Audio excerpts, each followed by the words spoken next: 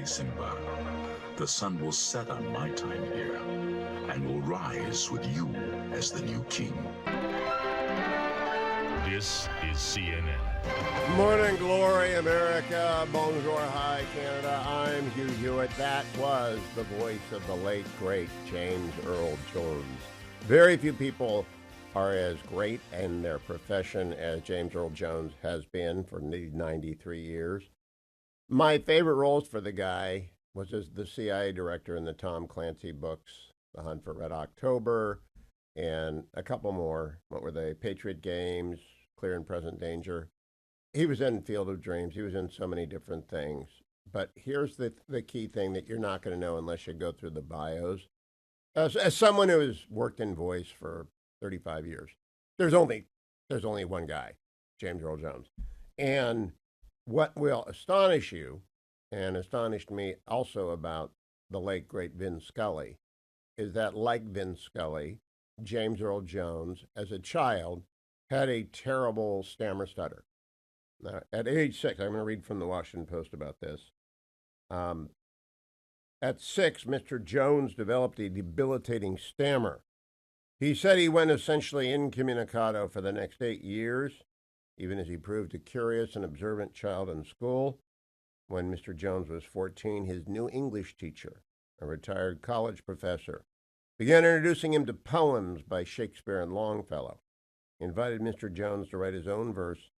The instructor, impressed by the poem that Mr. Jones had composed about Florida grapefruit, thought he was plagiarizing, but then came to believe him, read his poem in class, gave him a great deal of confidence. He joined the speech and debate team and won statewide debating championships. Now, I'm a speech and debate geek from high school, and so I think it's the most important extracurricular. I even volunteered for a school up here. I never heard back from them. Today, I don't want a job, but if you need someone to help coach your speech and debate clubs in the fall and the spring, I'll be happy to join you. You need a judge. They always need judges because I just believe it's a great extracurricular for anyone who wants a skill set that they can use their entire life. How do you stand up in front of a room and talk for 8 minutes? And James Earl Jones, from stuttering to speech and debate to Oscars, Tony, and The Voice. Star Wars, of course, Darth Vader might be his most famous thing, and this is CNN. But there's an even more famous clip that I'll play in the coming segments. Let me get to the news.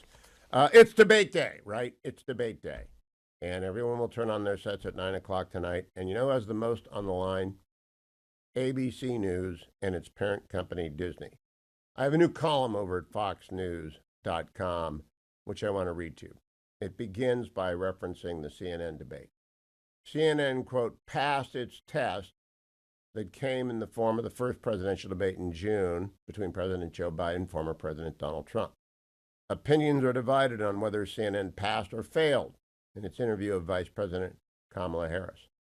And I note, having helped moderate 5 GOP presidential primary debates and being the only non-network individual in debate prep rooms, the grade goes to the network involved, not the host.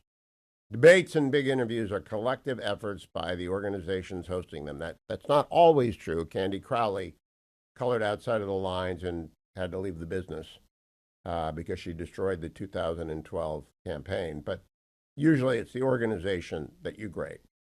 Tuesday, ABC is carrying a very heavy burden. To my knowledge, the network does not have on its payroll even one individual of significant stature as a host, contributor, or executive who is a likely Trump voter. This means in a country that polling portrays as evenly divided between blue and red, inputs from Trump supporters into the debate preparation process are almost certainly unlikely to occur.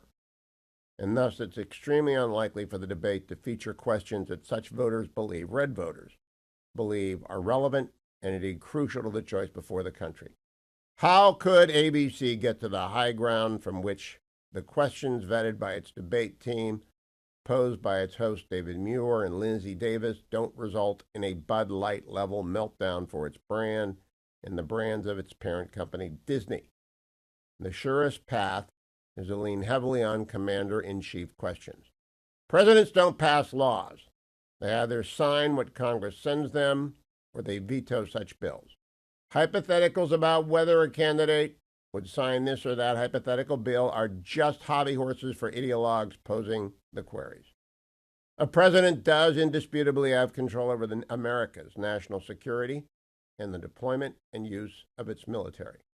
The primary relevant examples of this power are, one, President Biden's decision to pull American troops out of Afghanistan in the way he did with the consequences that pullout had, and two, support or refusal of support for Israel in its multi-front war with Hamas, Hezbollah, the Houthis, and of course Iran. The head of the snake, as many of the supporters of the Jewish state deem the mullahs in Iran. A third obvious question in this category is whether former President Trump did the right thing when he ordered Qasem Soleimani killed in Iraq on January 3rd, 2020. There are many other extremely relevant questions in this area, including whether American military force will be deployed to defend our treaty ally, the Philippines, in its escalating confrontations with China's People's Liberation Army Navy, or to defend the island state of Taiwan if it is attacked by China. Another obvious area is America's southern border. What both candidates will do about the more than 10 million migrants who crossed into the country without invitation in the past 3.5 years should be on the agenda. Because the enforcement of Title IX of the Education Amendments of 1972 rests with the president and his or her executive branch appointees in the Biden-Harris administration has proposed new controversial regulations about Title IX. Don't forget that. An obvious and pressing question should be whether and why the candidates support biological boys who identify as girls should be allowed to compete in scholastic sports. While we know the positions of both candidates on abortion, it is not a priority question, but as FDA-approved drugs that result in abortion have been litigated, much litigated, a question in the area would not be inappropriate, but, if asked, should be matched with one about when such drugs become inappropriate to prescribe. Planned Parenthood states on its website that, quote, in general, you can have a medication abortion up to 77 days, 11 weeks after the first day of your last period. The organization adds if it's been 78 days or more since the first day of your period, you can have an in-clinic abortion to end your pregnancy, close quote. So the answer should be not after 78 days. Not even Planned Parenthood thinks that. A question about ensuring the interstate availability of this federally approved medication has already been litigated. Not particularly germane. But Democrats want a question on abortion.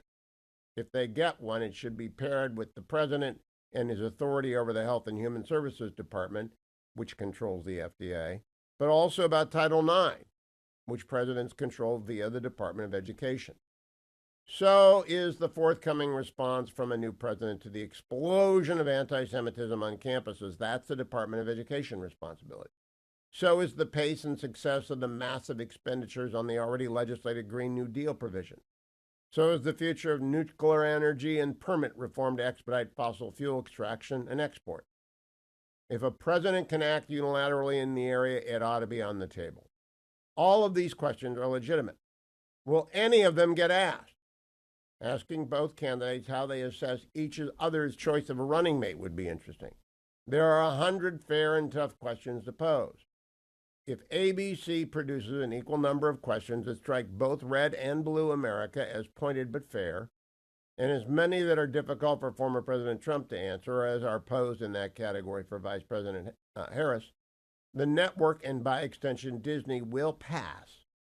If not, the whole country and its electorate will have rendered a verdict of fail on both network and Disney by Wednesday. And I'm serious about this. They don't get other than a pass or fail. If they blow this tonight by loading up on pro-Democrat questions, Disney will suffer.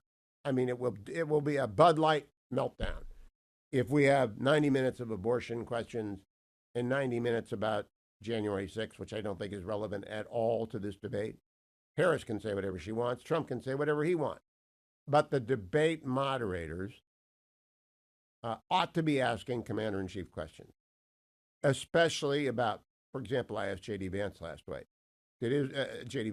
week.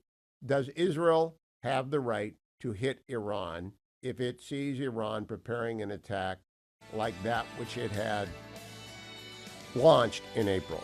It's debate day. The Salem News Channel will have special coverage tonight of the big debate beginning at 7 p.m. Larry Elder in the host chair. Andrew Wilco comes along at 9 p.m. Carl Jackson and Jeff Vaughn will be on the air after the debate. So if you want some conservative analysis of what just happened, the Salem News Channel will be there for you tonight, beginning very early, 7 p.m. Larry Elder from the West Coast. We have a bit of James Earl Jones, maybe his most famous bit. Can we play that? Now, you'll immediately recognize it. A, B, C. This is James Earl D, Jones doing Sesame Street. E, F, A very young James Earl Jones. G, H, I, This is really young James Earl Jones. J, K, L, His eyes. If you're M. watching on the video, if you're watching on Salem News Channel, N, it's so jarring to see him. I guess he would be Oh. 35 here. P, Q, R. R, S, T, U, V, W, X, Y, Z.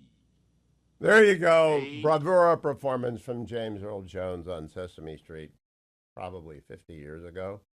I need to do the market report.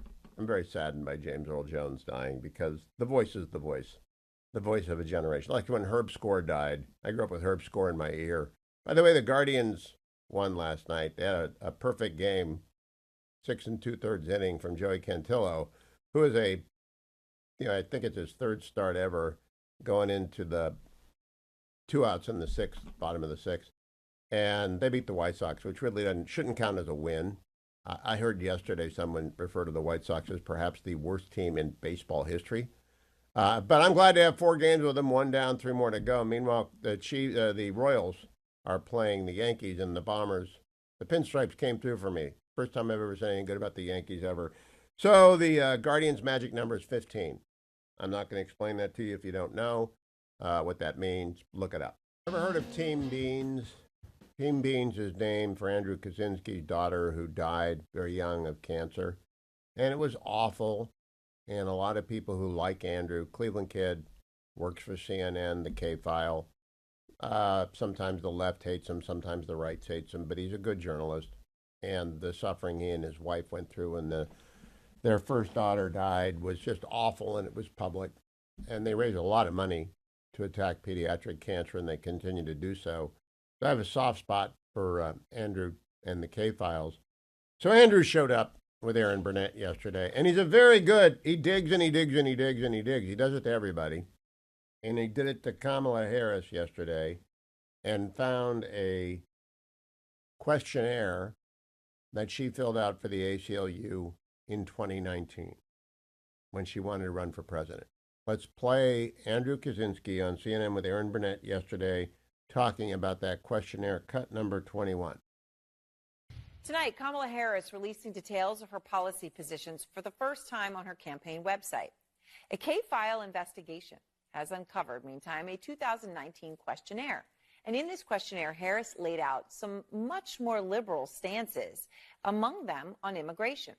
So in 2019, in what K-File found, she said she would cut funding to ICE, writing, quote, "Our immigrant detention system is out of control, and I believe we must end the unfair incarceration of thousands of individuals, families, and children.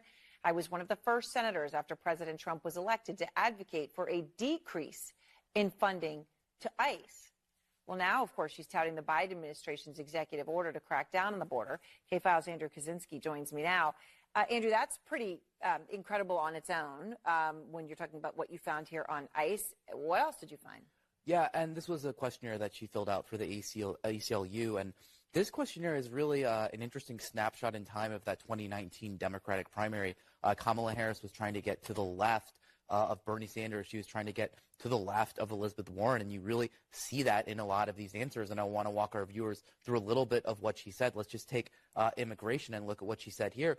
She said on immigration, she made this open-ended pledge to end immigrant detention. She said she supported taxpayer-funded gender transition surgeries for detained migrants. She also said she supported taxpayer-funded gender transition surgeries for detained migrants. She actually said she supported that. She both wrote and answered in the affirmative when she was asked this. Oh. And she said she also supported it for federal prisoners. Now, she also pledged to slash immigration detention by 50%, close all family and private facilities, and decrease funding for ICE, and then the end ICE detainers with local law enforcement. I mean, these are things that, you know, it would be hard to think that you would come up with taxpayer funding gender transitions for detained migrants, and yet this, as you say, written and verbally. You know, what else, you know, did you find? Well, let's take a look at her answer here on drugs. She got asked about the question from the ACLU was, since drug use is better addressed as a public health issue through treatment and other programming, will you support the decriminalization at the federal level of all drug possession for personal use? And Harris answers yes. Now, what would that mean? Well, it mean the federal all drug possession. That's not just marijuana, which she alluded to in her answer to this question. You get the picture. Kamala Harris is a radical San Francisco Democrat, born and raised in Berkeley, California, junior high and high school in Montreal, Canada, college at Howard in the District of Columbia, back to San Francisco for law school at Hastings, now called the University of California Law School, and then failed the bar, passed it eventually, got the only job she could get, prosecuting in Alameda County, and then began climbing the Democratic ladder with the help of Willie Brown, who ran California effectively, de facto ruler of California for a dozen years. And it's fine. She's just a radical San Francisco Democrat. And to the left of anyone a major party has ever nominated. Way to the left. Donald Trump is a Nelson Rockefeller New York Republican without any particular ideology. He is like, I've always told people, he's Rocky without the art. Because Rocky was a developer too. Rockefeller Center was built. Rocky was on site. Former Vice President to Gerald Ford after Nixon resigned and Ford had to bring in a replacement VP when he became the president. They tapped Nelson Rockefeller, four-time governor. I spent 3 hours talking to Richard Norton Smith, about his bio about Rocky, because I found it so fascinating. Rocky had dyslexia. He couldn't read. What he learned audibly and visually, and that's why he loved to collect art. And Rocky was stepped out on various Mrs. Rockefellers often. I've been struck forever that Trump and Rocky are the same people. They're New York Republicans, which means, like John Lindsay, it's not ideological.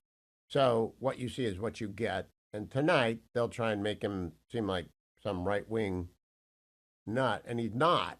The latest tactic is apparently, and I haven't watched it because I don't watch Tucker on X. I just don't. I don't watch anything on X. The only thing I've ever watched on X was Elon's conversation with Donald Trump.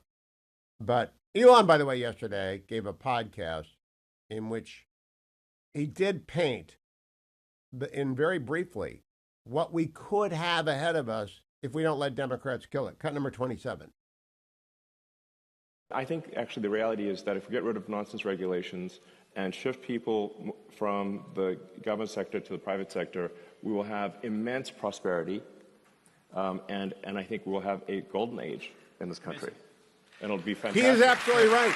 Government is killing everything. There are 2.89 million federal civilian employees, not the military. Federal civilian employees getting in the way of everything. There ought to be like 50 in each department, 50. And block grant the money with strings that the Congress can write For example, no money for your schools unless you have a school choice program at least as robust as that in Arizona, Iowa, Florida, West Virginia. There are many places. North Carolina Senate voted for overwhelmingly for big school choice yesterday, and it will pass the House with a veto-proof majority. School choice should be a requirement of federal spending. Title IX, they ought to be out there cramming down, cutting off all federal spending on universities with anti-Semitic outbursts, and Harvard's already had its for the year, so they shouldn't get a dime of federal money.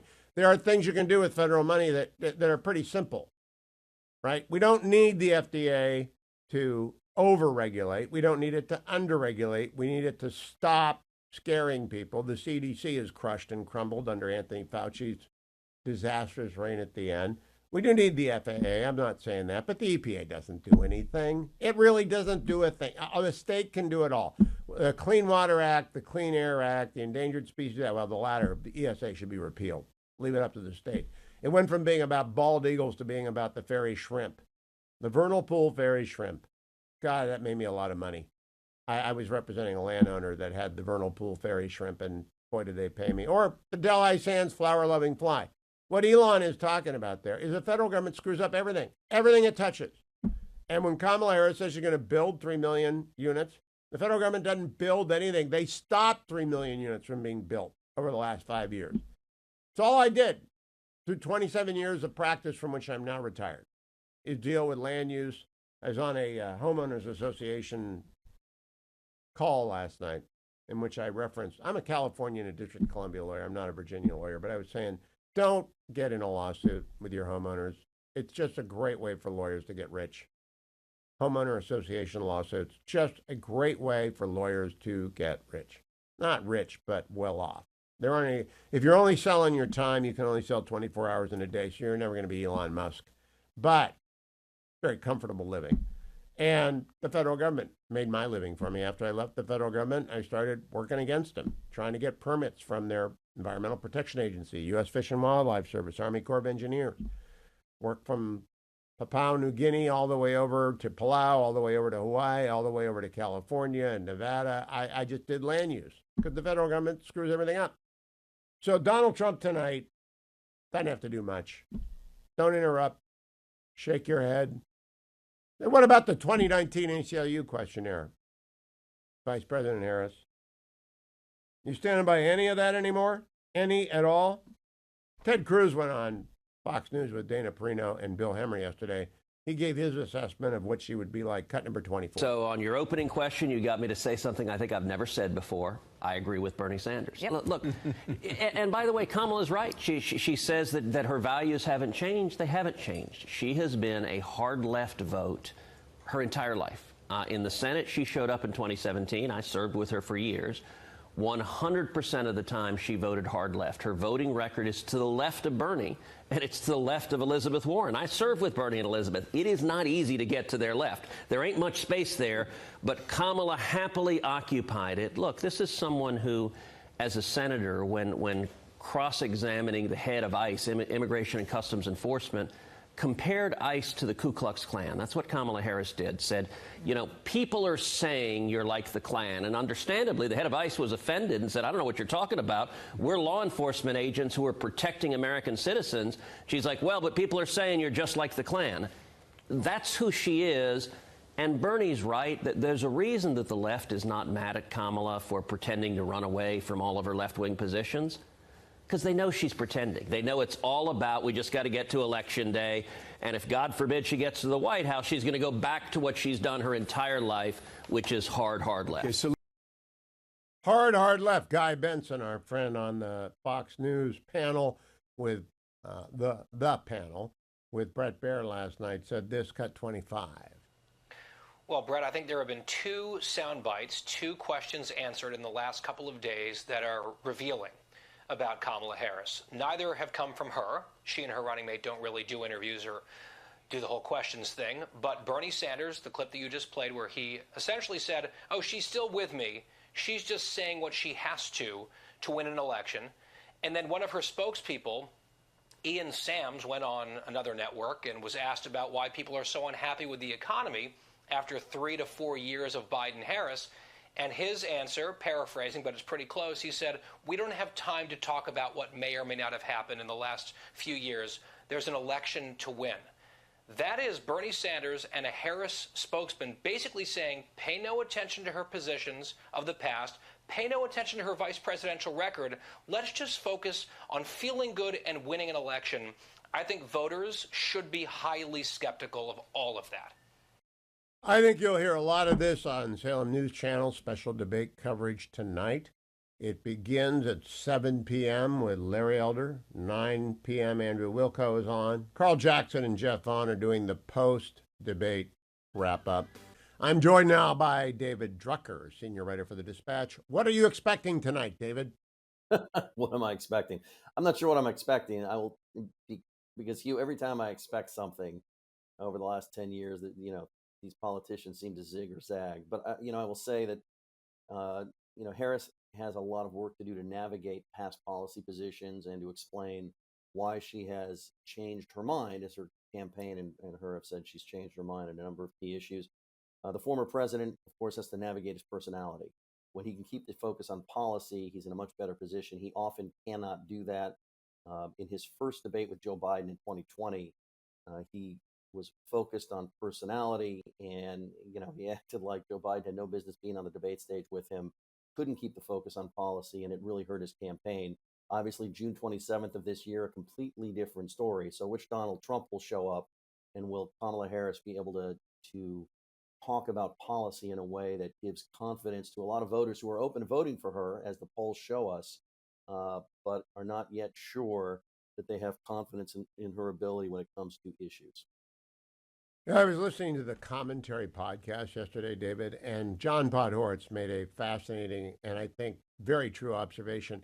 Incumbent presidents running for re-election have blown their first debates since 1980 when Jimmy Carter did it, 1984 when Ronald Reagan did it, 1992 when George H.W. Bush looked at his watch, and not only Obama in 2012 and Trump in 2020. Those incumbent presidents, for some reason, incumbent presidents don't, maybe they over-prepare, maybe they've been in the Situation Room. Kamala Harris, not an incumbent president tonight. My column for Fox News says the pressure's on ABC not to end up being Bud Light at the end of this. What is your expectation for ABC and its parent company, Disney? Because the stakes are pretty high with Red America. Yeah, look, I mean, the stakes for the media industry, it's a different story. There were a lot of doubts about how CNN would handle the Biden-Trump debate, and most people, including the Trump campaign, were satisfied with Dana Bash and Jake Tapper. And so it'll be interesting to see if David Muir and his colleague can handle this debate in a similar fashion. I don't know much about Lindsay at all. There's no D, Lindsay. Yeah. Well, listen, I'm in the media and I'm forgetting her last name, and that's just my failing here. Davis, I think. But correct. Thank you. However, let's remind ourselves that, whatever Red America and Blue America thinks about this debate, and they both complain about the media, they have different reasons for complaining.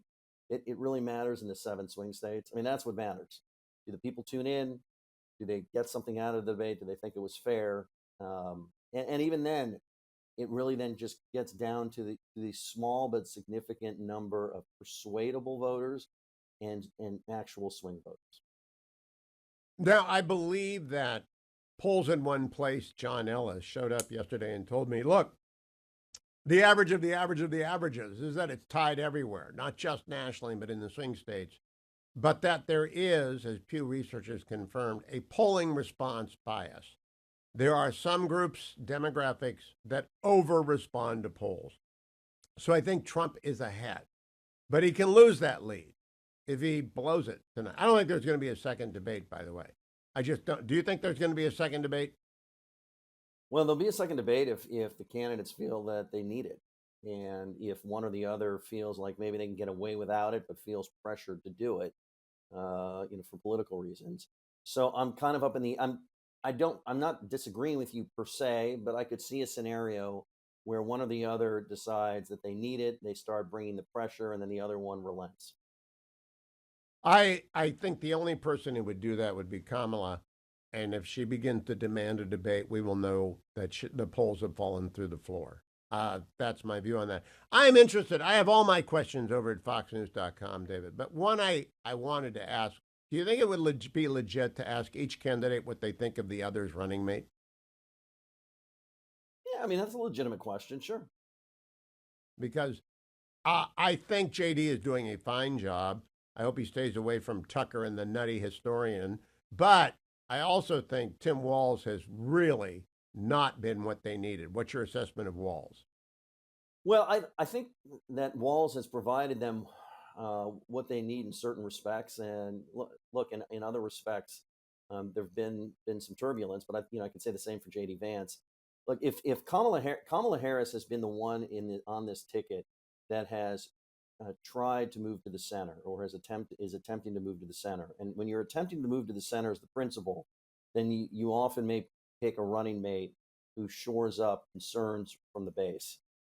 Had Kamala Harris kind of position-wide stayed where she was in 2019, then you pick a Josh Shapiro, someone seen as a centrist, to signal the voters. She's regretting that every day. I got a quick exit quiz for you. Who was Michael Dukakis' running mate, David Drucker? Lloyd Benson. Lloyd Benson, you win for 100. Special Salem News Channel coverage of the debate tonight begins at 7 p.m. with Larry Elder, Andrew Wilco at 9, Carl Jackson, Jeff Vaughn after the debate at 10:30. And, of course, tomorrow morning I will be giving all of the program over to Debate Analysis. I'm joined now by Byron York. Byron, what do you expect tonight? Well, I think that we got a clue to what Kamala Harris wants to do with these reports about the microphone controversy, which originally the microphone controversy was thought to be based on the fear that Donald Trump would interrupt Kamala Harris like he did with Joe Biden back in 2020. But in fact, apparently the microphone controversy was in part based on Kamala Harris's plan to interrupt Donald Trump and to do this as a prosecutor. And as you know, her campaign talks, and she talks all the time about her former life as a prosecutor. And they show videos of her actually on the Senate Judiciary Committee giving Brett Kavanaugh a hard time and Jeff Sessions a hard time. So I think that what they had conceived the debate as a way for her to prosecute Donald Trump and to interrupt him. But didn't you, Mr. Trump, in fact, do this or that? And apparently that plan kind of went out the window with the muted microphone rule. So I think that's what she plans to do, maybe in a little different form. As far as Trump is concerned, what can I say? I think he has a very, very simple job. And the job is to make this point. When I was president, things were good. When Biden and Harris became president, things became bad. Elect me, and I'll make it good again. That's basically the entire Trump campaign. I agree with you.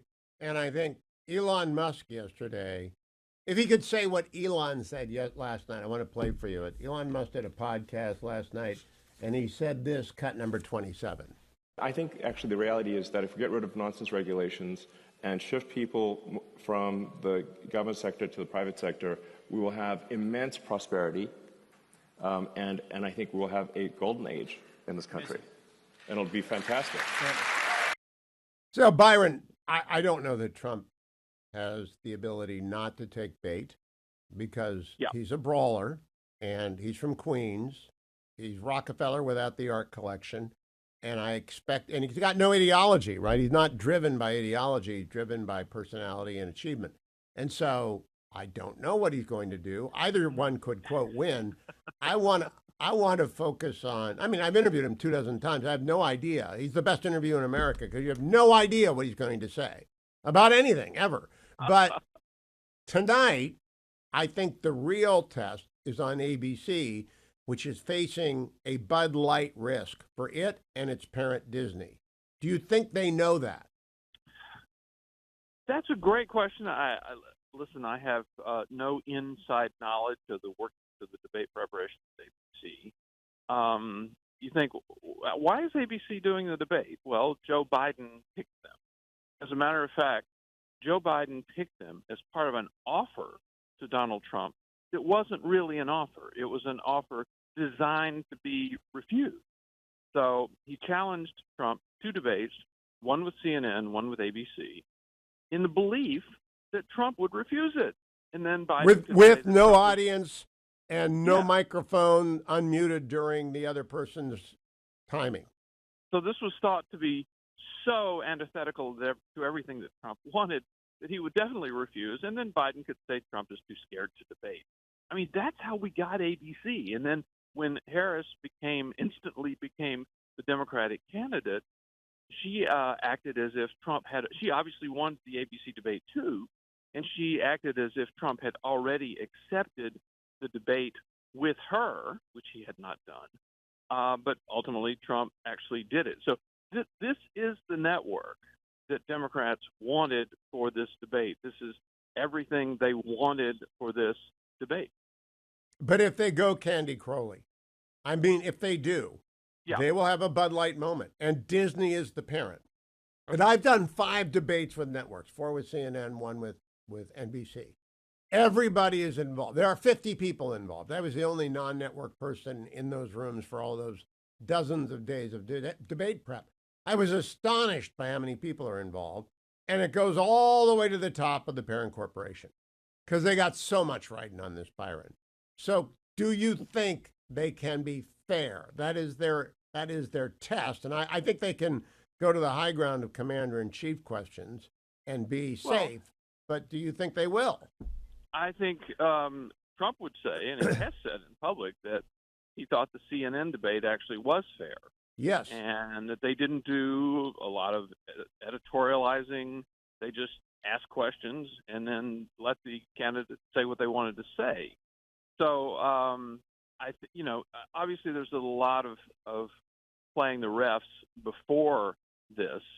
And certainly the whole idea of playing the refs from Trump's point of view is to make the moderators aware of their bias and make them bend over backwards to try to not show their bias.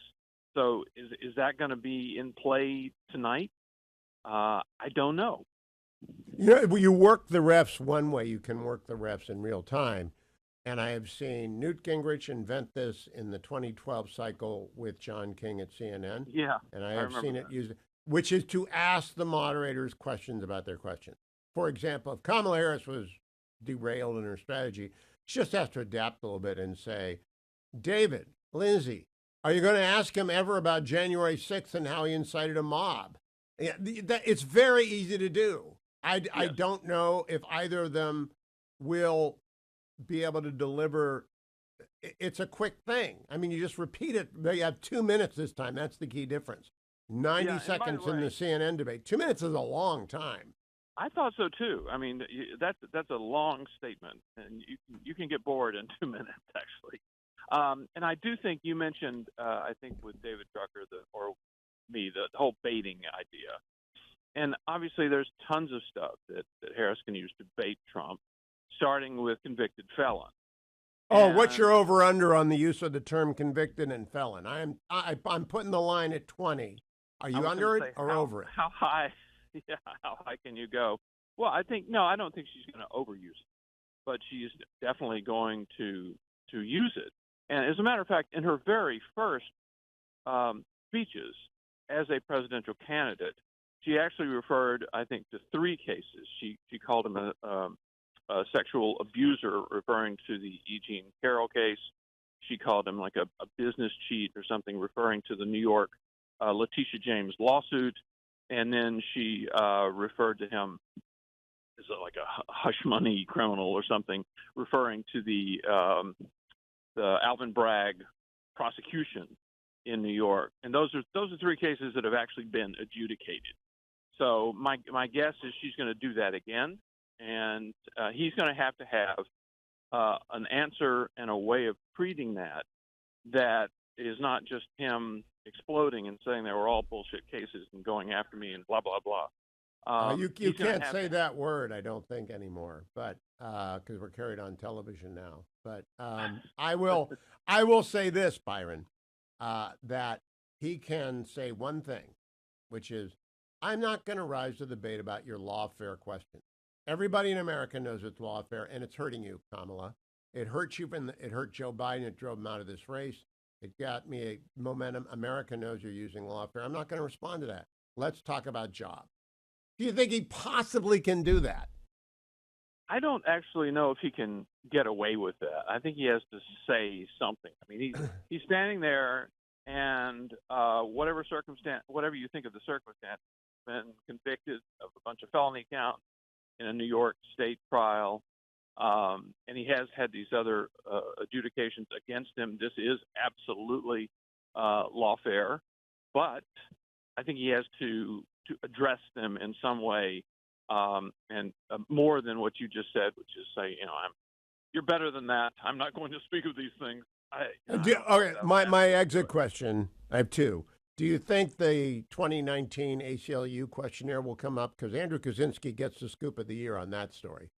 Yeah, that was a great story, and yes, it should. As a matter of fact, her entire 2019 campaign should be the basis of a lot of what he says, because she has still not changed her position from her positions in 2019. Yes, her campaign. Okay, running mates for 200. Who was Richard Nixon's running mate in 1960? Henry Cabot Lodge. That's it. You got it. Ding, ding, ding. Special coverage tonight, beginning at 7 p.m. with Larry Elder. Andrew Wilco comes along at 9 p.m. Carl Jackson, Jeff Vaughn at 10:30. All of my program tomorrow morning will be devoted to the debate. And I assume most people in America who are normal, who watch it, immediately go to bed, right? They turn it off at 10:30 and go to bed because they got to get up and go to work.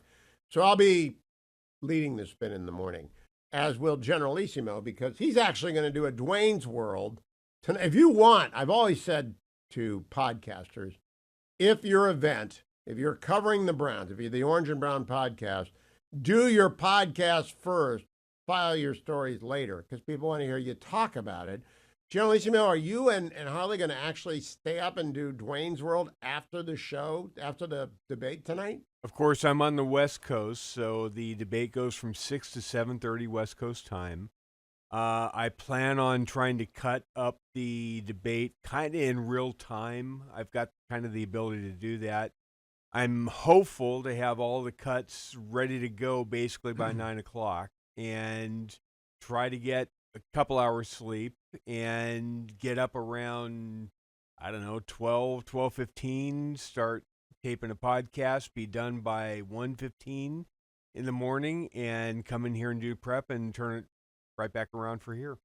And so my hat is off to you, because Dwayne's World will drop. It'll be the first serious analysis you'll be able to get that isn't talking head analysis. Dwayne does a great job at Dwayne's World. My question about myphdweightloss.com, which is our sponsor. What are you going to eat tonight? Because that's kind of a nightmarish schedule, to work all night, get 3 hours of sleep, get up and do my show. So what do you eat on a weird day like tonight? On a debate night, honestly, I'll probably make like a omelet. I mean, just egg, protein, something, and just make something quick and then go into the office and start working. 864-644-1900. That's 864-644-1900. Because my PhD weight loss, Dwayne lost 50 pounds, and he's kept it off despite the crazy schedule he just detailed for you. But we will have this debate covered on Salem News Channel, on Salem Radio Network, on all of my affiliates, whether it's WGN 98.5 FM in Portland and 560 AM, which covers northern New Hampshire all the way down. I'm on in Manchester, I'm on in Keene, I'm all through Atlanta on 920 AM The Answer. I'm in Minnesota, which means Wisconsin, on AM 1280 The Patriot. I am going to be on in the swing state of Pennsylvania, from Scranton to Pittsburgh, from Erie to Philadelphia. I'm going to be on all through Arizona, all through Las Vegas and Reno. And that's because swing states matter. So you can listen to me tomorrow morning, or you can listen at HughHewitt.com, or you can watch the YouTube channel, where we will be busy cutting and posting every interview as it happens. And you can follow those at HHS Links on Twitter. My YouTube channel is the best place to follow if you just want interview by interview cuts. If you subscribe to the YouTube channel, you'll get the interview by interview cuts as they appear. Let me also tell you, tonight, after the discussion about January 6th that Kamala Harris is sure to bring up, she will then bring up Project 2025. The over-under on that is only 10 because the moderators won't be stupid and bring up Project 2025. But if you want, when you hear that and you don't know what it is, go to 25truth.com. 25truth.com. 25truth.com. Because when it is brought up repeatedly tonight, and it will be brought up repeatedly tonight, you are going to want to know what it's really about, and does it have anything to do with Donald Trump? The answer to the second question is no. It is recommendations to President Trump from the Heritage Foundation. Highly respected. They do it every time a Republican president might enter office for the first time. And the Heritage Foundation has been doing this since Mandate for Leadership in 1980. Presidents, when they are elected from the Republican side, sometimes use them, sometimes don't. Go get the truth. 25truth.com. I'm joined by Admiral James Stavridis, retired United States Navy, former Allied Supreme Commander of NATO, former head of Southern Command. And as of today, due to the sad passing of James Earl Jones, America's most famous admiral, James Earl Jones, of course, played Admiral James Greer in The Hunt for Red October, in Patriot Games, in Red Sky Warning, all the Tom Clancy movies. That was James Earl Jones playing Admiral Greer. So Admiral Stav, was Admiral Greer just a remarkably good admiral, or was it not really what an admiral does?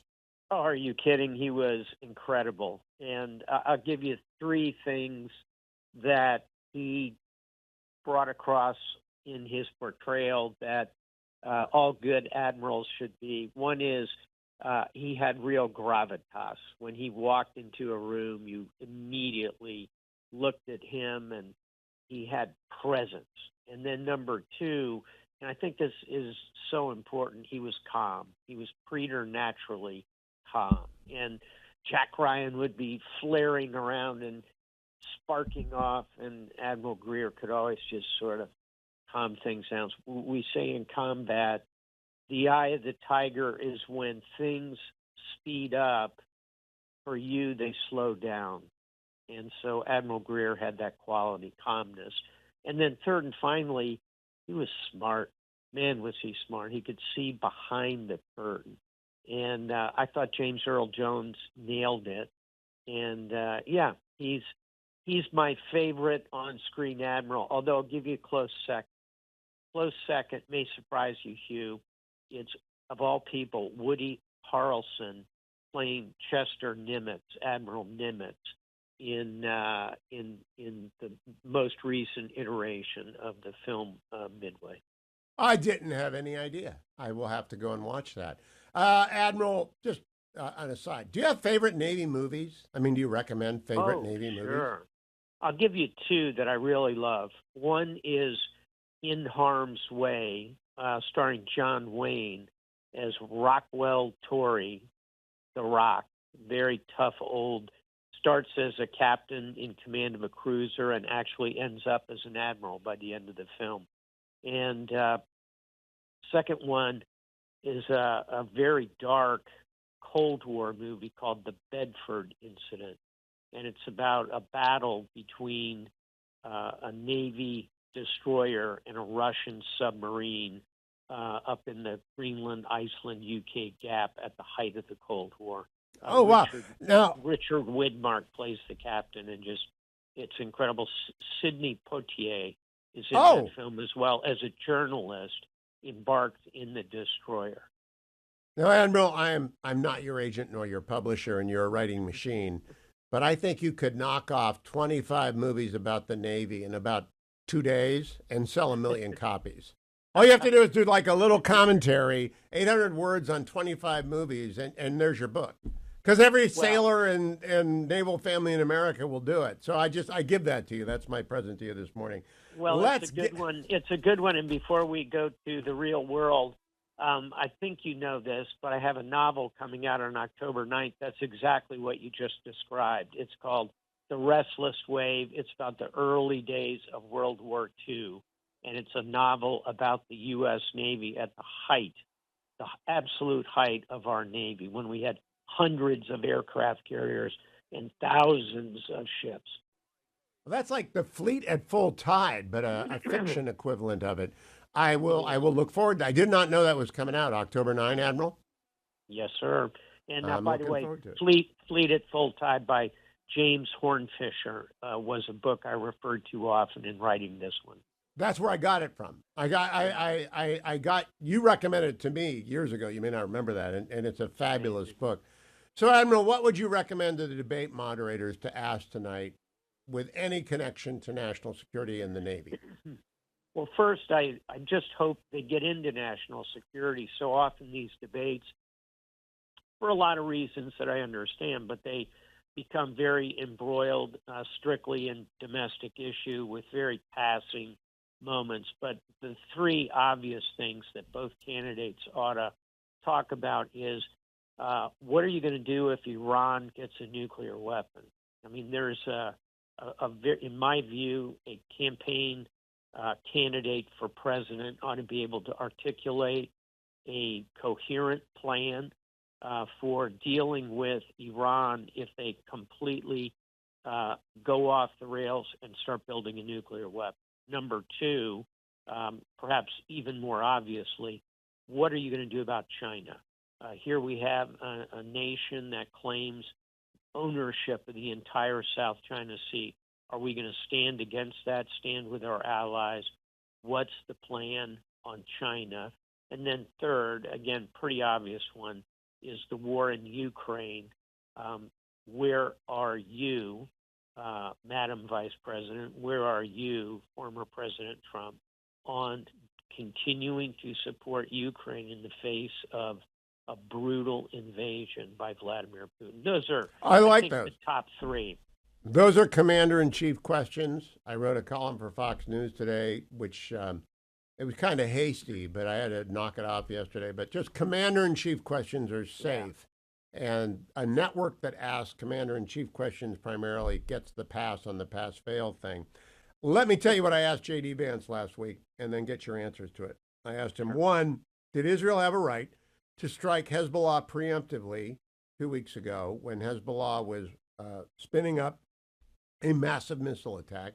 And number two, and he said, yes, of course it did. And then number two, all right, given that Iran attacked Israel before, we know what a spin up for a direct attack from Iran looks like. Would Israel be entitled to preemptively strike Iran if they see that pattern again? How do you answer both of those questions, Admiral? Oh, I think those are relatively easy ones. I think that Iran, if you can demonstrate that they are about to strike you, there is no question, whether that is from Iran itself or from Hezbollah, I think there is no doubt, not only under the rules of war, but also under international law. And don't forget, I say this modestly, but I was dean of the graduate school, the Fletcher School of Law and Diplomacy. That's international law at the Fletcher School. And all of U.S. doctrine, for example, Hugh, is predicated on the idea that you don't have to wait for your opponent to actually shoot at you. If you see, and the term we use for it is hostile intent. In other words, you see an enemy moving a weapon system into firing position and you have intercepted communications that indicate it's about to launch, you don't have to wait till that missile is launched. You can attack on hostile intent. So I think in both of the scenarios that you postulate, it would be well within the bounds of international law and the laws of war to conduct offensive operations in advance of actual missiles inbound against Tel Aviv. All right. Now let me go to a very obscure thing that I learned about for the first time on, I guess it was last Thursday night. I went to dinner with Dr. Chuck Norkey, who's a professor of law at the University of Maine, and his wonderful wife, Amanda, another academic, a physicist. Charles Norkey is one of the great experts in international law of the sea and things like that. They both confirmed for me that the ice is receding in both Russia and Canada, but it's receding a lot more quickly on the Russian side. as global warming occurs or as climate change occurs. The Russian ice is melting faster. What do you say as the former dean about sailing through that which used to belong to Russia by virtue of ice cover? Ice coverage does not confer ownership. And this gets very technical very quickly, but as the ice melts, Russia's baseline exclusive economic zone, contiguous zone, and territorial seas are opened and therefore become rights of free passage. Interesting. So what about minerals? There is an exclusive economic zone. What is it, 15 miles, Admiral? 100 miles? I can't remember. Let me do the basics real quickly. It's 12 miles territorial seas, 24 miles of contiguous zone. The big enchilada is 200 miles of exclusive economic zone. Within 200 miles from the baseline of low tide, 200 miles out is where a nation has, as the name of that zone implies, exclusive economic rights. That's seabed mining, oil and gas, fisheries, 200 miles. And that, by the way, extends not just from the coastline of the nation, but from islands, archipelagic formations, islands that the nation also owns. So Russia is losing exclusive economic zone as the ice retreats? It becomes complicated, but the short answer is yes. Well, that's good news. That cheers me up. It should. And let's flip that conversation, however, over to the South China Sea, where China is claiming vast areas based on historical claims that have nothing to do with coastline or islands. China says we sailed through the South China Sea, which is half the size of the continental United States. The South China Sea, we sailed through it with voyages in the 1600s. Therefore, historically, we claim it. It's a preposterous claim. It's been adjudicated and rejected in the international courts. I think that's where we, the world, ought to be standing up and saying those kind of claims cannot be made real. And that's why, to conclude, why China is pushing against the Philippines. The Philippines rightly are claiming their exclusive economic zone. They're 200 miles around actual islands, atolls that they own. China is using this historical blanket to try and claim the entire South China Sea. And there are collisions. That's why in my commander-in-chief question set in the column today, I said, will we come to the military aid of the Philippines as the Chinese People Liberation Army, Navy, and Coast Guard continue the conflict? Governor Glenn Youngkin helms the Commonwealth of Virginia. He is my governor, and he joins me. Good morning, Governor. Welcome back. Always a pleasure to talk to you. Hugh, great to be with you. Beautiful day in Virginia. Great day to be a Virginian. And, boy, we got a big night ahead of us with this debate. I think all America's got their eyes on seeing Kamala Harris so clearly because they understand where she really stands on things versus what she's been recently saying. And President Trump has clear answers on how to deal with the biggest issues America's facing, the economy, the border, foreign policy, and public safety. So this should be a good night for him, and I'm looking forward to it. I'm going to get back to the debate, and I want to begin, though, by asking, how did you prepare? You had two debates with Terry McAuliffe in your successful gubernatorial campaign. They were both in September. You won both of them. How did you, Glenn Youngkin, prepare to meet Terry McAuliffe, who is a very good debater? Yeah, well, I had never really debated before, coming from the private sector, not something that we did every day when I was leading Carlisle. Although we did have lots of arguments and lots of debates around investments. But I had a debate team. I had a debate partner who stood in and played Terry McAuliffe, and we rehearsed and we talked about answers. We kind of guessed at what all the questions and topics would be, and we rehearsed. And that's one of the things being a basketball player. You warm up 20 minutes before every game, and so we warmed up. Very, very smart. Now, Governor, I want to ask you about President Trump's proposal of a sovereign wealth fund for the United States. Some people don't like it. I'm sort of intrigued if it was run by serious VCs like yourself or others who know and spot, like Peter Thiel, and make a lot of money. It might be one of the ways we address our debt, not our deficit, but our debt, by investing in America's best startups. What do you think about that? Yeah, well, I do think that a sovereign wealth fund can play an incredibly impactful role in fostering investment. It is not a spending pool, and the places that have done it well have used it as an investment pool that drives very important nationally changing investments that have great returns, and ones that have done it poorly have just wasted money and turned it into a spending pool. And you're 100% right.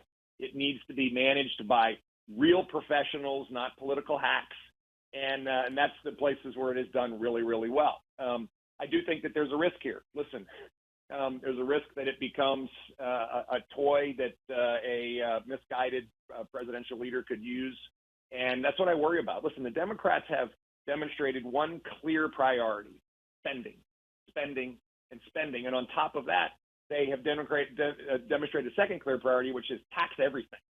And I think in this case, we've got a real challenge that if there was a big pocket, I would be concerned unless it had really tight constraints around it about how. Yeah, I would want it run by pros with a record of success. Now, I got to ask you before you run out of time. Kamala Harris wants a tax on unearned, unrealized capital gains. What do you think of that proposal? Yeah, I think it's crazy. And if she wants to really drop the bottom out of the economy, first, force everyone to pay taxes when they don't have the cash to do so. Force middle-class America to pay taxes on their investment funds that they are saving for their retirement or anything else. And you will literally watch the economy spiral down. It's unprecedented for a reason, because it makes no sense. So has she said anything that caught your eye? I mean, she's walked back a lot of her positions from 2019, but I don't think she's had one good idea. Price control is a nightmare. $25,000 for new home buyers is a nightmare, and tax on unearned income is a nightmare.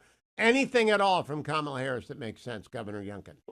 Yeah, well, I just think the three topics you just raised, Hugh, exhibit the fact that her policy team and her don't really understand how this stuff works. I mean, let's put communist-style price controls on as opposed to driving competition. Let's raise taxes on unrealized investment gains as opposed to building a vibrant economy that people want to invest in. And let's give people money to buy homes that don't exist, that will do nothing other than drive up prices as opposed to foster more supply. I'm so glad you said that. Economic theory.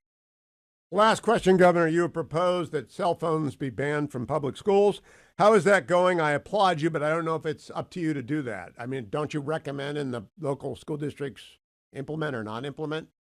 Yeah, so we will have a standard guideline across the Commonwealth that will require all the school districts to meet at least that guideline. They can go to more extensive ban and faster. And what's been great, Hugh, is that when we put forth our draft policy and said we're going to finalize it in mid-September, and I'm asking everybody to fully implement by January 1st, 113 out of 131 school districts went ahead and moved forward with their own policy this year in September. Listen, this is universally supported. It fosters healthier students, better learning, and we're hearing back every day how everyone's supporting it. It's a really good thing for Virginia kids. It's a good thing for kids everywhere in America. They ought to read Jonathan Haidt's The Anxious Generation. Dave, good morning. Yesterday, Dan Senor was my guest. He previewed a event you were going to hold with him. How did that go? Because I think Dan Senor is really one of the most influential podcasters in America. Yeah, it was great, Hugh. Good to be with you. Yeah, we had a series of events yesterday. We started with an event with the Jewish community in Harrisburg, and then came to Philadelphia, and we had probably 300 people in a synagogue in Lower Merion, and we talked about the challenges right now with the brutal attacks on Israel, anti-Semitism, growing across our country disgracefully on our campuses. And we talked about the need for leadership and moral clarity. And sadly, my opponent, Bob Casey, was the deciding vote for the Iran deal, which has allowed Iran to underwrite all this terrorism around the Middle East and around the world. But he's also not been a strong voice when these horrible things have happened on our nation's campuses. So it was a very interesting conversation because Dan was able to draw that out from the audience. And we talked about the need for a real change in Pennsylvania. Now, Dave McCormick, and I'll start calling you Senator McCormick-elect or Senator-elect McCormick come November. I do believe that the votes of Friends of Israel, Jewish and non-Jewish, matter a lot. I think they're shifting to Donald Trump. But I also don't think Arab Americans are going against Republicans because they don't like Iran any more than we do, right? Well, that's the one thing that's almost unified many countries across the Middle East is Iran poses a really an existential threat to the region and to the world. The possibility of Iran getting nuclear weapons, the terrorism it's funding. And so, yes, one of the biggest concerns of countries like Saudi Arabia, the participants of the Abraham Accords, is the fact that Iran's on the rise and is promoting this radical extremism and terrorism across the region. So this is a challenge and a threat created by weakness. The weakness of the Obama administration, followed by the weakness of the Biden administration. And think about it. A lot of these horrible things didn't happen under the watch of President Trump. I think in large part because our adversaries feared that America would respond decisively. Under Trump, we killed Soleimani, which I think put fear in the hearts of terrorist leaders across the Middle East. Under President Trump, we had the Abraham Accords, which my wife participated in as part of the team that negotiated those. This is a moment where we need to have strength. And when we don't have strength, guys like Putin, Iran, China, they all test us. They all threaten us because they think it's a moment that America's weak and that they can take advantage of it. Now, Dave McCormick, I think Senator Casey may be the weakest Democrat out there. And I was not surprised, though the country was, to see in the New York Times Siena poll, the day that it came out, there came out a poll that showed you were tied with Bob Casey. Now, I know there is such a thing called polling response bias. So Republicans tend to be 2 or 3 points ahead of where they are in a poll because they tend to under-respond to polls. It's not about the sample. The pollsters are doing the best they can. They're not trying to load the dice. Just Republicans, more generally than Democrats, don't answer. Were you surprised to be tied this early in this race? Well, I always knew from the very first day that this would be a very tight race when I decided to jump into it, and I also knew that I was the underdog and the stakes were very high. But as I go across our great Commonwealth, I have a simple message, which is this is a race between strength and weakness. Bob Casey's been a very weak senator. I've been a strong leader my whole life in the military and business, creating jobs. And between common sense policies and a radical liberal agenda that's going to destroy our country. And I really believe that in my heart. And with Kamala Harris at the top of the ticket, you have someone who could not be more extreme, could not be more out of step with Pennsylvania. And in Bob Casey, you have a sure thing. You have a sure vote. Someone who voted 99% of the time with Biden-Harris, someone who voted 100% of the time with Harris on tie-breaking votes, and someone who will support a radical agenda to end the use of fossil fuels, ban fracking, legalize illegal immigration, give amnesty to legal immigrants, federal benefits, mandatory buybacks of guns. The list goes on. And those positions are simply out of touch. So when people say this is the most important election of our lifetimes, in Pennsylvania, what it means is a vision that's completely out of step with Pennsylvania versus a set of common sense policies that are consistent with where Pennsylvania needs to go and where America needs to go. And I think that's beginning to become clear to the voters. And that's why I think the polls are closing. I want people to know your website, davemccormickpa.com, davemccormickpa.com. It's a great place to invest in the future of the country. I also want to thank you for the roundtable you held with the families of people who died from fentanyl overdoses. Every time we did an event at the Nixon Library, we had not protesters, we just had awareness groups asking us to ask our guests about fentanyl. You went and did a roundtable with these families. I don't think I've seen anyone else have the courage to do that? Because it's heartbreaking. Why and when and how did that go?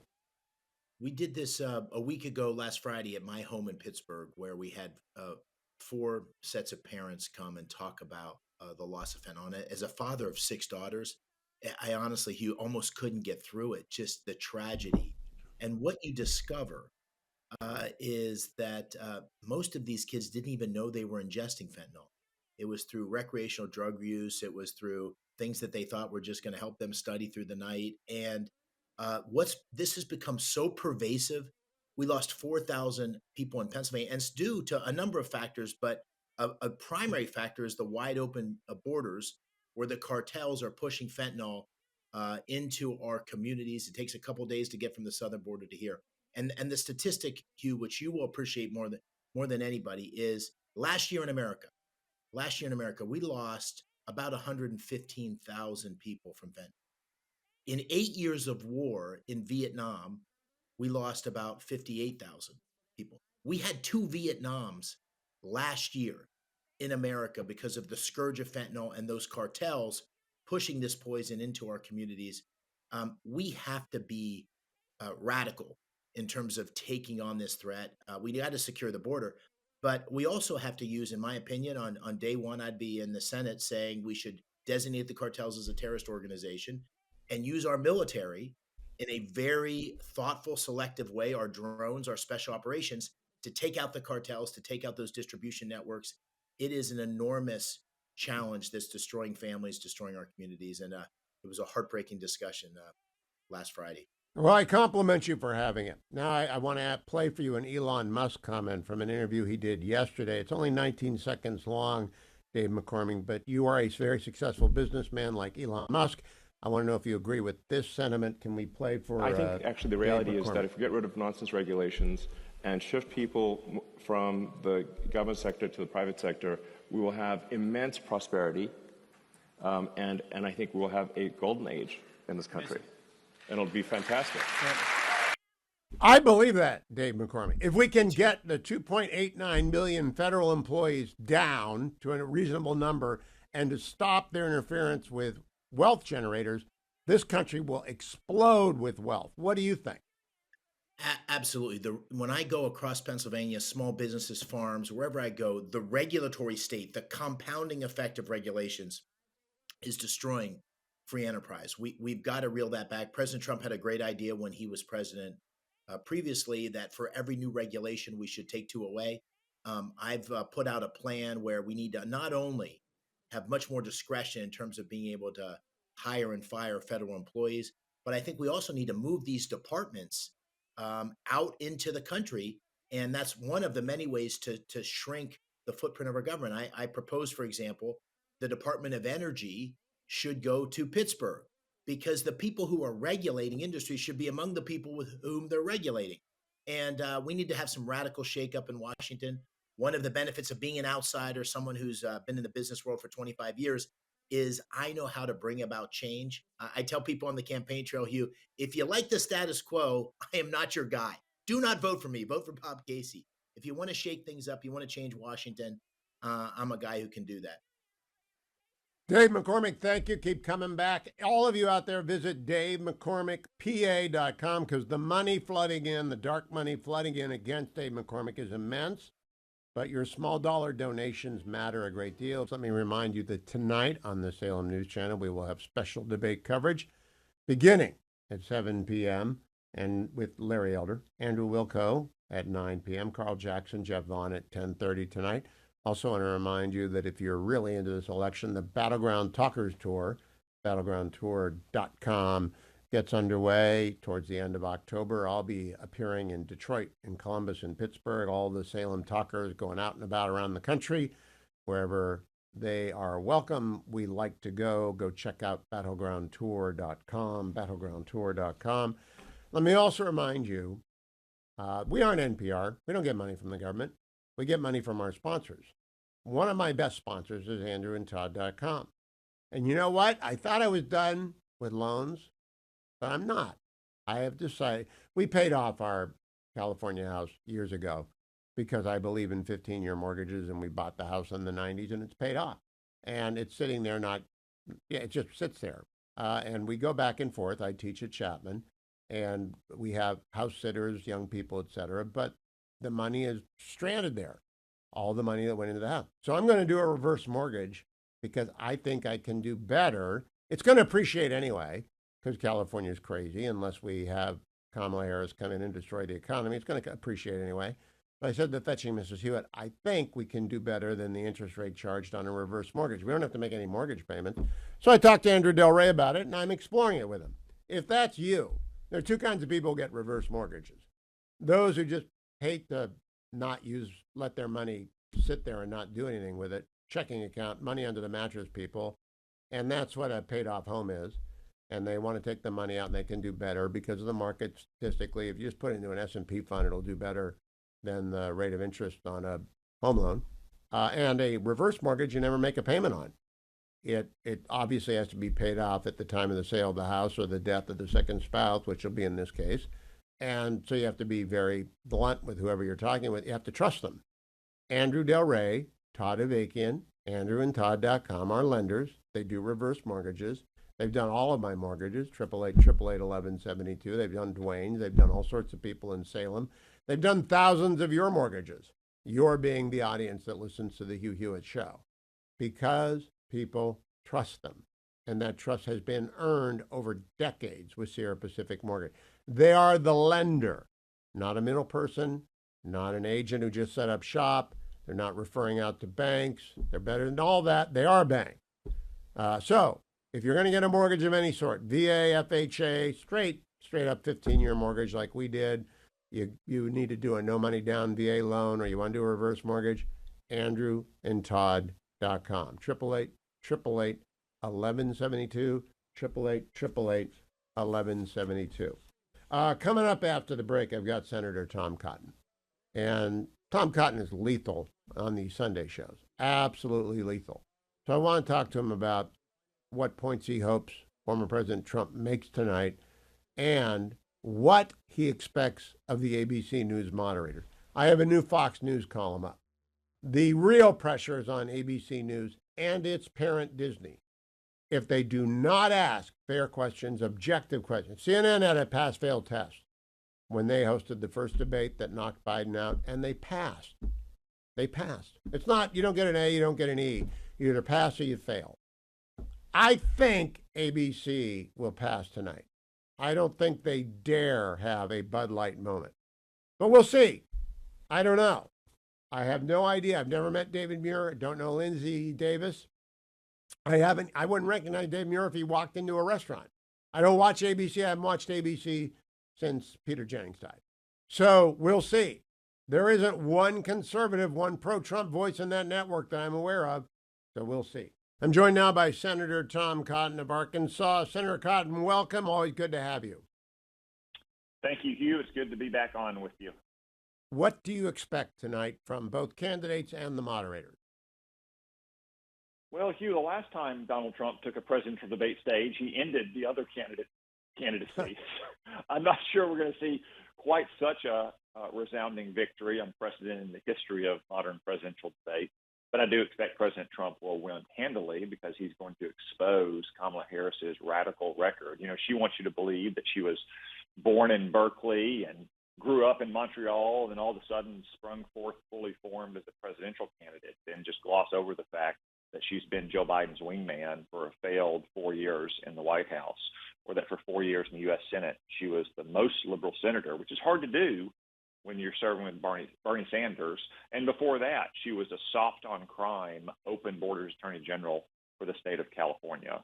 So many Americans don't know these things yet about Kamala Harris. She's only been a candidate now in her own right for about 6 weeks. I believe President Trump will expose her radical record and reveal to the American people that she is what she always has been, a dangerous San Francisco liberal.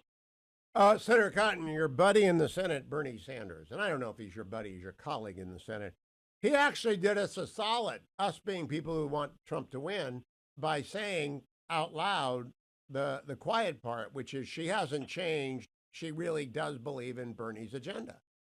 It was quite a remarkable moment a couple of days ago on a Sunday morning show when Bernie Sanders did say the quiet part out loud that Kamala Harris hasn't changed her stripes at all. She is a San Francisco liberal. She is simply changing her tune momentarily to get elected because she knows her record is unpopular. And I make this point all the time, Hugh. Kamala Harris is not flip-flopping. Kamala Harris is lying. Look, she has always been a San Francisco liberal. She only has begun to change her tune in the last 6 weeks. Take her position, for instance, on the electric vehicle mandate. Now, she has sent out an unnamed campaign aide, maybe an intern working for free, to say she doesn't support an electric vehicle mandate. But, Hugh, she introduced legislation in 2019 called the Zero Emissions Vehicle Act. Again, this is legislation, Hugh. It's not an extemporaneous remark in a live interview. People put a foot wrong in live interviews on radio and television. We've all been there before. When you're a senator and you introduce legislation, it is a considered, deliberate process in which you weigh the pros and cons before you introduce a bill that you think should be the law of the land. She introduced a bill that would ban the sale of new gas-powered cars in the future. What are the American people justified in assuming? That an unnamed aide now represents her position, or that the law that she introduced represents her position? And I could go down the line, Hugh, on decriminalizing illegal immigration, or raising taxes, or taking away your health insurance on the job, or just revealed last night on CNN, apparently paying for transgender transition surgery with your tax dollars for illegal aliens in this country. I have that clip, Senator Cotton, and it's 3 minutes and 32 seconds, but I'm going to play it because we have time, and then I want to talk to you about it. On the other side, Andrew Kaczynski, the K-File, with Aaron Burnett last night on CNN, stuns Aaron Burnett by uncovering the form that Kamala Harris filed with the ACLU in 2019. Let's play cut 21. Tonight, Kamala Harris releasing details of her policy positions for the first time on her campaign website. A K-File investigation has uncovered, meantime, a 2019 questionnaire. And in this questionnaire, Harris laid out some much more liberal stances, among them on immigration. So in 2019, in what K-File found, she said she would cut funding to ICE, writing, quote, "Our immigrant detention system is out of control, and I believe we must end the unfair incarceration of thousands of individuals, families, and children. I was one of the first senators after President Trump was elected to advocate for a decrease in funding to ICE." Well, now, of course, she's touting the Biden administration's executive order to crack down on the border. K-File's Andrew Kaczynski joins me now. Andrew, that's pretty incredible on its own when you're talking about what you found here on ICE. What else did you find? Yeah, and this was a questionnaire that she filled out for the ACLU, and this questionnaire is really an interesting snapshot in time of that 2019 Democratic primary.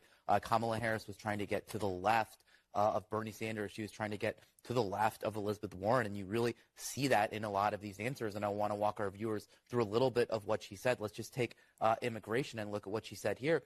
She said on immigration, she made this open-ended pledge to end immigrant detention. She said she supported taxpayer-funded gender transition surgeries for detained migrants. She also said she supported taxpayer-funded gender transition surgeries for detained migrants. She actually said she supported that. She both wrote and answered in the affirmative when she was asked this. Oh. And she said she also supported it for federal prisoners. Now, she also pledged to slash immigration detention by 50%, close all family and private facilities, and decrease funding for ICE, and then the end ICE detainers with local law enforcement. I mean, these are things that, you know, it would be hard to think that you would come up with taxpayer funding gender transitions for detained migrants, and yet this, as you say, written and verbally. You know, what else, you know, did you find?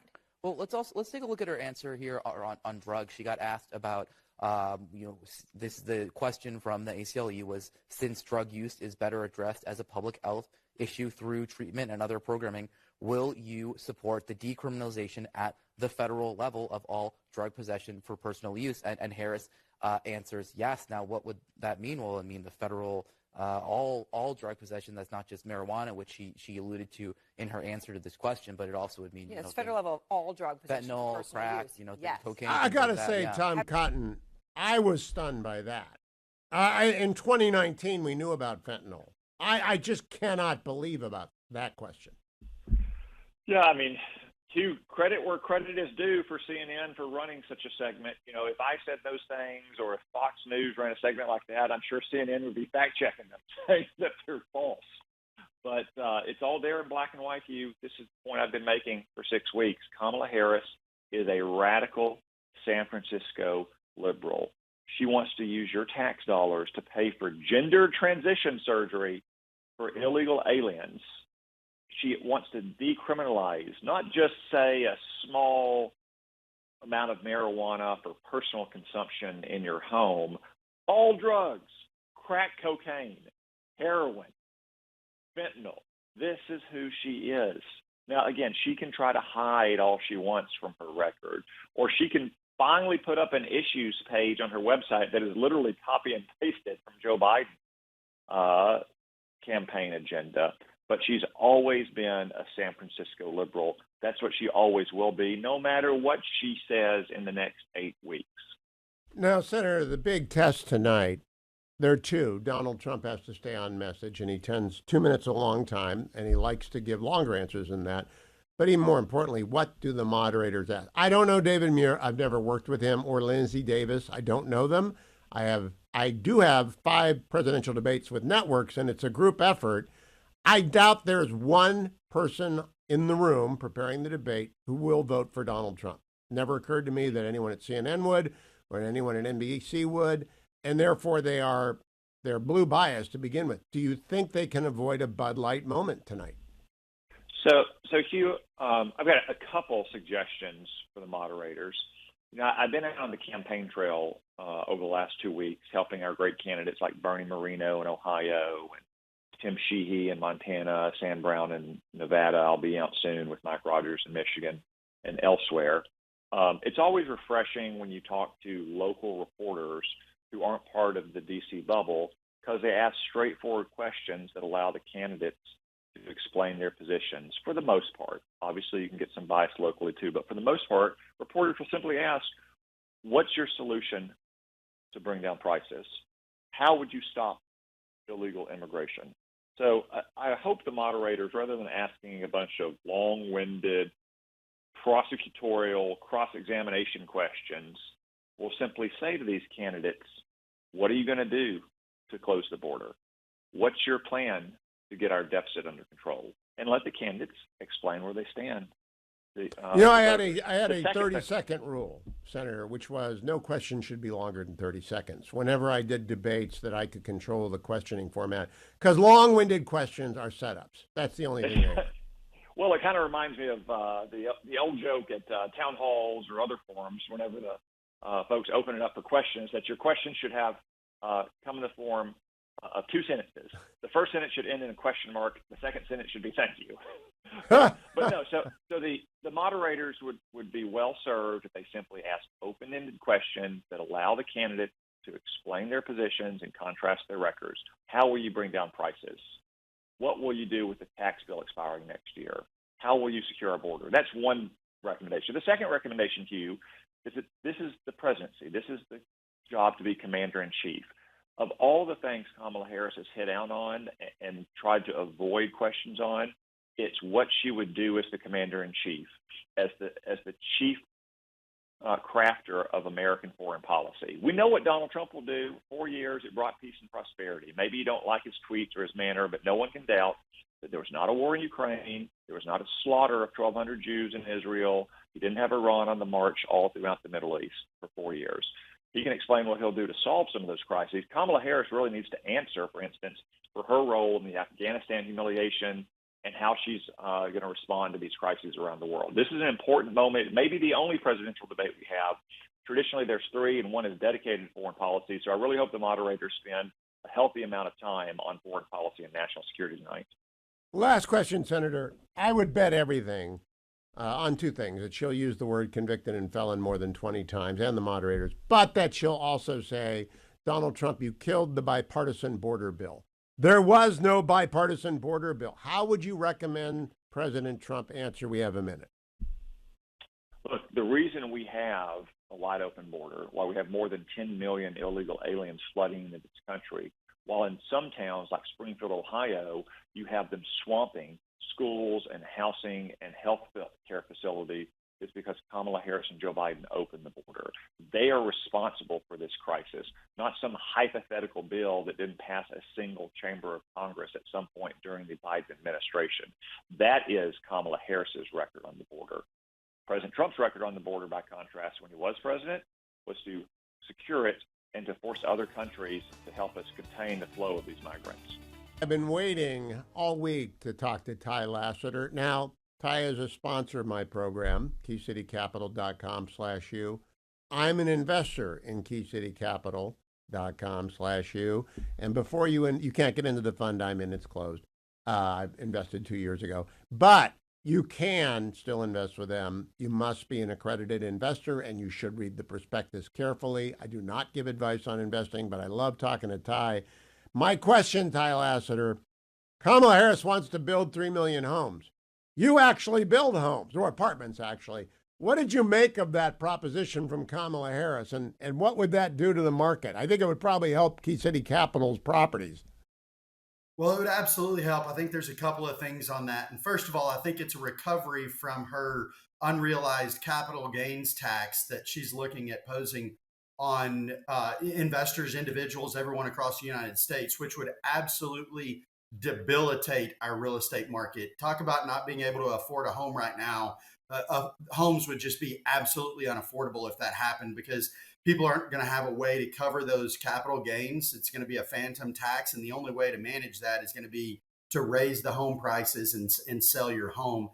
And we'll quickly see America become more of a renter's nation than it already is. But what that means for Key City, I think right now we're seeing one of the most opportune times. I'm seeing this as a lifetime opportunity to get into real estate investing. Investors who have not invested yet with us that are looking to get into real estate. What we've seen over the last couple of years, we've come out of COVID. We saw a huge supply and demand issues of products. So people weren't building as many houses, as many homes, as many apartments. We've started building again. And then we've seen massive inflation over the last few years, and inflation that's really impacted the real estate market. And so what we're seeing right now is an opportunistic time to jump into real estate and experience what I often refer to as the 4 keys to wealth. And that's investments where your money grows for you, you see appreciation, you have equity, you have the opportunity for cash flow, and there's tax advantages. And what we're seeing right now is we've got semiconductor companies, we've got manufacturing coming back into the United States. It's bringing jobs back. And as we sit here and hope today that in November we see an administration change, we know with that administration change and with what Trump plans to do is he's going to bring more manufacturing back in. And so right now we're seeing Arizona, we're seeing Texas, we're seeing Tennessee with growth in manufacturing, which means a huge demand for more housing. And so it is just the opportunistic time to get into real estate right now. And what a better way to do it than to partner with an operator like ourselves that's been doing it for many, many years. And so that you can have the hands-off approach and let us deal with the problems that come with owning and managing real estate.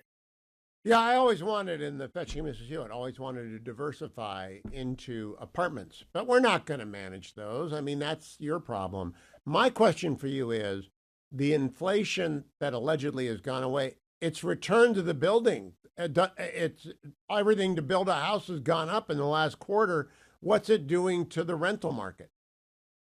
Well, absolutely. And what we're seeing in the rental market is kind of twofold. We've seen a much bigger demand in the rental market, but we've seen an impact on the ability to pay from tenants. And so if you've seen in the equities market, we saw Dollar General take a huge dive.